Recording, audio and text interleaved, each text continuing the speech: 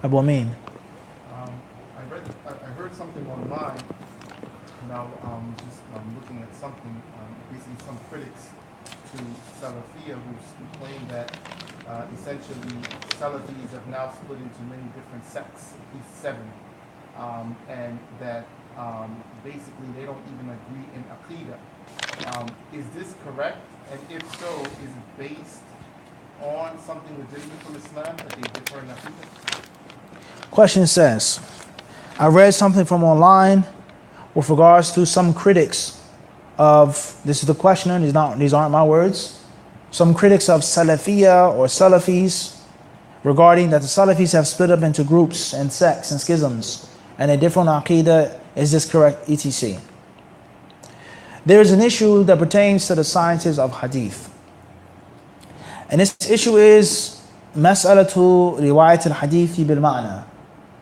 Is it permissible? Is it impermissible? Is it disliked? Is it okay to narrate a hadith verbatim and not actually word for word? Is it permissible to mention a hadith with a general meaning? For example, inside Bukhari, let's say it says, Al-amalu bin-niyyah. Is it permissible for me to say, Innama al-amalu bin-niyyat? Or do I have to say the specific word of the Messenger of Allah, Al-amalu bin-niyyah? That's an example. Or can I change it up with the condition that I don't distort the meaning? That I don't what? Distort the meaning. The meaning is sound. These are based off of intentions. These are only based off of intentions. These are with the intentions. It's one meaning. Or do I have to stick to the actual what? Specific wording, like reciting the Quran. You can't mix it up. You have to recite exactly what is in the Quran. Hadith is different. And the ulama are different on that issue. The scholars will say that it is permissible to do that. You can narrate a hadith like that. They say that min adillatihi kawnuhu qad waqa. They said the proof that it's permissible is that it happened. And the Sahaba themselves and the Tabi'in themselves, they did what? They narrated hadiths and it wasn't word for word. They say this is one of the strongest proofs that it's what? Permissible. The fact that it has happened. And it happened for a very long time. So that's the proof in itself. Forget the other things. Allah told us about Ad and Thamud and Fir'aun and Musa, and He told us in Arabic. All those different proofs. Forget all that. The fact that it is what? Happened. And hadith that they use, Nadr Allahu imra'an sami'a maqalati fawa'aha. May Allah brighten the face of a man who hears what I say, memorizes it perfectly, and passes it on. They say that hadith itself was passed on by what? Verbatim. So they say that it's permissible as long as one does not distort the text. So with regards to your question, is this valid criticism or not? We say the proof that it's valid criticism is what? Is that it's what? It has happened. And no one, no matter how pious or righteous, can deny the reality that people who say that they are Salafi have split up into different groups. Once I was in Minneapolis, Minnesota, about 4 years ago, we were in a mall, going to make Salat al-Maghrib. We're walking up the steps. The brother, he walked up to me, he started speaking to me in Arabic. I didn't see this guy a day in my life. I didn't know who he was. He says, Ya akhi. He says, which Salafiyya are you with? He says, هل أنت مع السلفية الجهادية ولا السلفية السرورية ولا السلفية الشيخ فلان وكذا وكذا. He asked me, 3 or 4 different brands of Salafi. He says, which one are you which? So I looked at him. I'm in Minnesota and I'm like, كيف حالك يا أخي? Alhamdulillah. And I darted up the steps to the musalla. I don't know who you are. I don't know what type of recording device you're wearing. I don't want to say anything to you in a mall of hundreds of brothers about this Salafiyya, Jihadiyya, so on and so forth. Against the rulers, with the rulers. I'm not talking about that. The point is that he wanted to know which type of Salafi am I? So the proof of what this person is saying is that it is actually what? It's happened. And no one can deny the reality. If you go on YouTube, or Google, or any website, you'll find 10 websites, you may find 10 different versions of Salafi. Here in New York City, we're Salafi, they're not. This person, this term, they're with this sheikh, they're with another sheikh, he was with us, he branched off, he fell off, he's refuted, and the list goes on and on and on and on and on and on and on. Am I understanding this? So no one can deny a reality of life. It's happened, unfortunately. How has it happened? Why has it happened? What's the ruling on these different groups that all call themselves Salafi? The point is that it has what? Happened. And from the most early exponents of Adawat to Salafiyah, and that's a discussion in itself, because back in the day it was never Salafiyah, or at least not what I remember. It was always Adawat to Salafiyah. Many years ago when I was much younger, all the t-shirts and the hoodies and the hats said Adawat to Salafiyah. And everyone said Dawah Salafiyah, Salafi Dawah. You remember this? Or you maybe too young. It was never what? Salafi. It was always Salafi Dawah. And then some years went by, this sheikh died, this one died, he got refuted, this one rose to prominence, and then it just became what? Salafiyah. And never ever, or very seldom, will you hear them say Salafi Dawah. But it's just what? Salafi. As if Salafi is a what now? A grade higher than what? Salafi Dawah. From the early exponents of this, we all know Shaykh Al-Albani rahimahullah ta'ala. He propagated this, he supported this, he defended this. And what was the rationale of Shaykh Al-Albani to call yourself Salafi? There were others. We said from, not the only. What was his rationale? Is it correct to call yourself Salafi? Do you have to? We're not discussing that. That's not on the table of discussion. I'm just trying to prove a point here. One of the reasons why he said that you have to call yourself Salafi, or you can call yourself Salafi, is for a distinction. It's for the different groups and the different calls and dawahs and practices to be distinctly known. That we call ourselves the orthodox practice, pure and organic. That's the purpose of putting organic on what? On a label. To know that it's not GMO, insecticides, pesticides, etc. Everybody clear on this or not? So the most ironic and mind-boggling thing is that the original purpose of that one Shaykh Al-Albani rahimahullah, today is now what? What is his purpose now today? What is it? Who knows the answer? His purpose is now what? It has become what? Totally useless.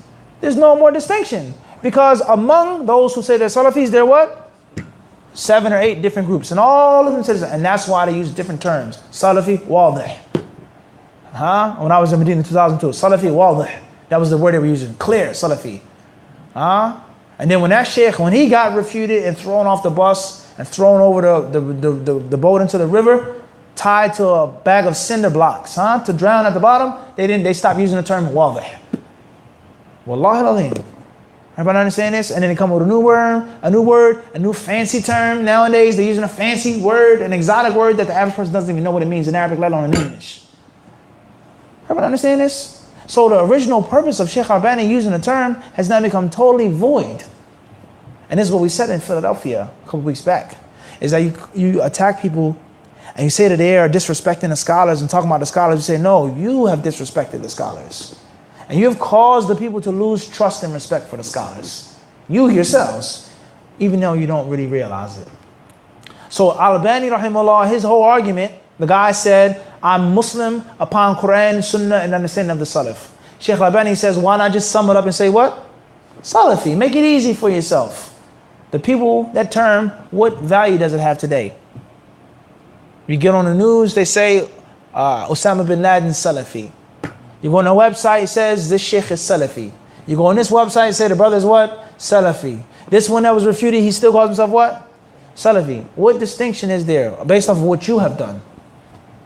So this is a reality. You understand this? This is a what? No one can deny the reality of this. That this, unfortunately, this has happened. The people have split up into small, tiny groups. As far as Salafi is different in Aqidah, that's a very long discussion. And unfortunately, many brothers, they've abused that as well. Taking different statements of different scholars. The Salaf never differed in Aqidah. لم يختلف السلف في هذا. أجمع السلف على هذا. أجمع أهل السنة على هذا. And they've abused those terms. There are many issues, without question, whether it's Aqidah or other than Aqidah, in which the pious predecessors unanimously agreed. No doubt about that. And there are other issues in which it's clearly proven the Salaf themselves what? They differ. Whether it's in Aqidah or other than Aqidah. And whether it's from the foundations of the Aqidah, the core issues, or the furu'at, the branches, it doesn't matter. Whether it's from the core or the branch, it's all a part of one what? Thing. This is a tree. The leaf, the berry, the twig, the branch, the root, the bark, the wood, all of it is called what? A tree, oak tree. Are we understand this or not? It doesn't matter what part of this, but it's all what? It's all a part of the tree.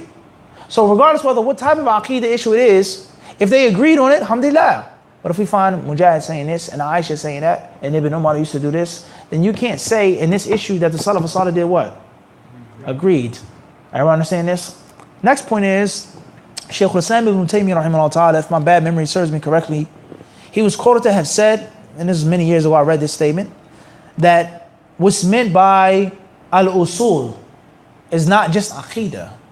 What's meant by usul ma ajma alayhi salaf is what the salaf agreed upon. Even if it's an issue of salat or hajj or this or that, what they agreed upon, and which a person cannot come with his own ijtihad. Al-masail allati tudallalu or yudallalu fiha al-mukhalif. The one who's going against it is now called what? You're astray now.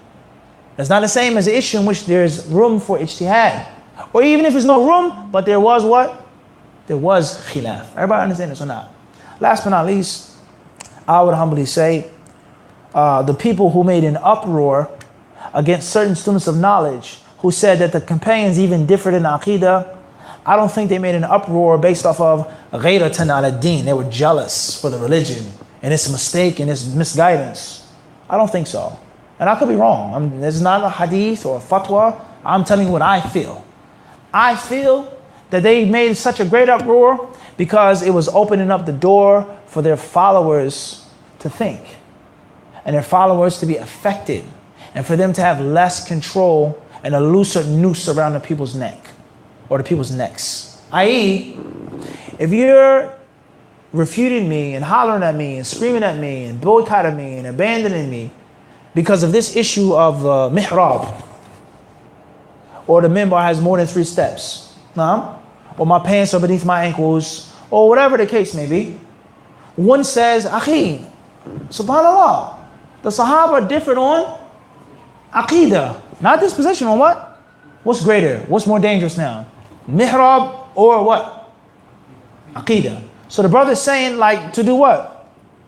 Relax. I'm still a Muslim. Don't beat me upside the head with a club over this issue and that issue, because there were greater issues over which the companions themselves, who directly studied what the Prophet, differed on.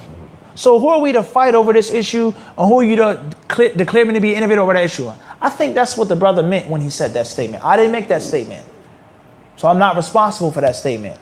But that's what I feel he meant by that. And that's what I think the usage of it was. And that's what I feel and think that's why they made such an uproar. You can't get the people to understand this now. If the companions different on aqidah, then who are we to say he's a mubtadi' because the minbar has a 4th minbar? The 4th step. The minbar has a 4th step. Or is the brother, he said, he's not Salafi because he takes money for classes. That's my proof that he's not Salafi. And he's from Ahlul Bidah and he's going to the fire of hell. One says, how can you say that when the companions differed on aqidah? And they didn't disrespect each other, and the tabi'een didn't disrespect them, and the ulama took those different views. So we have to have, we got to be realistic, guys. Fake piety and act like we don't know, it's not going to work. Let's keep it real. The more ignorant you are, and the more I can control you, the more power it gives me. The more influence I have over you. And the moment somebody goes against our agenda, without no shyness, a scholar that came to the UK, that went to Birmingham, that went to London, Allama, is now a shaitan, dal, mudil. He's worse than the Jews and the Christians because he went against our agenda. They have no respect for scholars.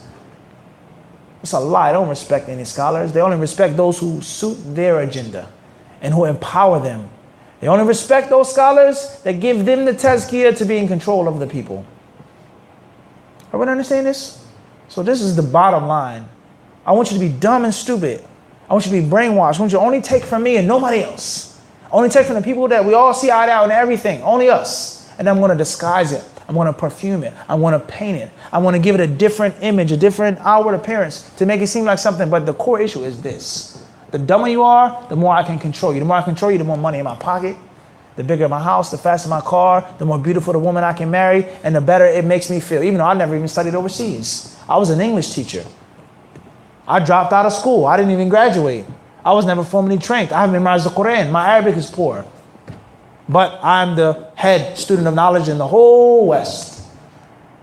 What type of ridicule is this? Do you know how big the West is? The British Isles, huh? The island, Great Britain, UK, London, whatever you call it, is only a small, tiny section of the what? Of the what? Of the West. The West includes what? Canada, North America, Central America, huh? South America, Mexico, the Caribbean, Australia, South Africa, maybe one may say Madagascar, the entire European continent, Russia, Italy, Germany, Sweden, no, all of that is considered what? The West. So are you telling me that this one person who barely studied, who can barely speak Arabic, who's a laughing stock, is the representative of the entire West? You gotta be joking, man. You can't be serious. But the one who studied overseas, formally trained, formally educated, the one who's never been accused of scandal, of being alone with this woman, or being alone with this one, or taking this money, or doing this or doing that, he's totally useless. Don't take anything from him. You gotta be joking me. You gotta be kidding me. And the reason is because there's a master and servant relationship. This person, you endorse me there, make me famous, spread my legacy, and I'll endorse you from over here, even though you don't have the qualifications for your position. But me and my popularity and my influence, if I just say your name, that's good enough.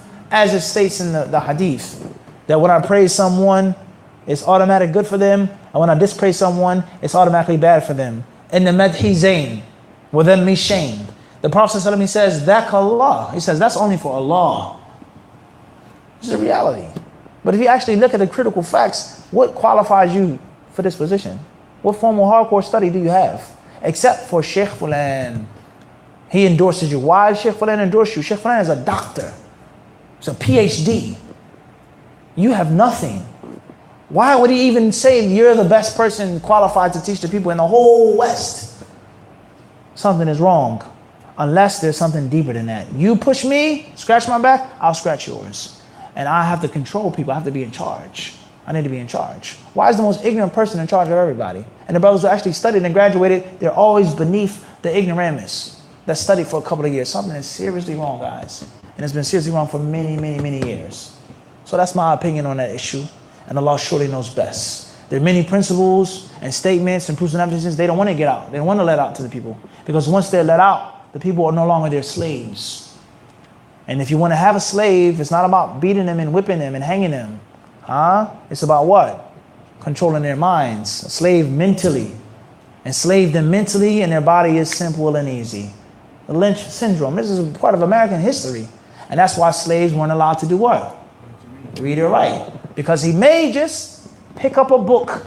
He may just find something. He may know how to read and I don't know how to read. And I can't have that. So if you want a slave, keep them dumb and ignorant. And the easiest way of keeping someone dumb and ignorant is monopolizing and limiting their sources. Even though there's some knowledge in the circle, but it's what? Extremely limited. The translations, the scholars you can listen to, the people you can listen to, extremely limited. Let alone cutting, trimming, adding things, putting things that don't belong in, taking things out, and keeping secret. And anyone who's willing to speak out against them and put out this secret and mention this hadith and quote this fatwa and this other scholars, other position, like you've seen us do, he's automatically what? Has to be. He's a mubtadi', he's a hizbi, he's evil, he doesn't know the scholars, he's kada, he thinks he's a scholar. I say, he thinks he's a scholar. He's answering questions by himself. A'udhu billah, what is this? Because they don't want people to go against their agenda. Yeah, Sheikh, in America, we have a question. What is your view? Yeah, Sheikh, what's the ruling on making wudu after you use the bathroom?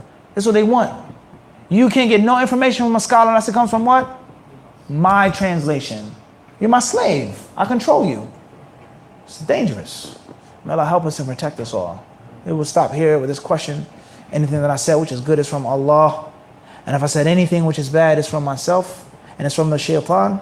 And the last disclaimer, last but not least, anything that I've quoted of my personal opinions and my personal views, or my personal opinions and my what?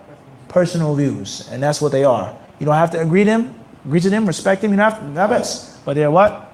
My views that I'm basing off of what I feel was correct. If I'm wrong, may Allah forgive me. And if I'm right,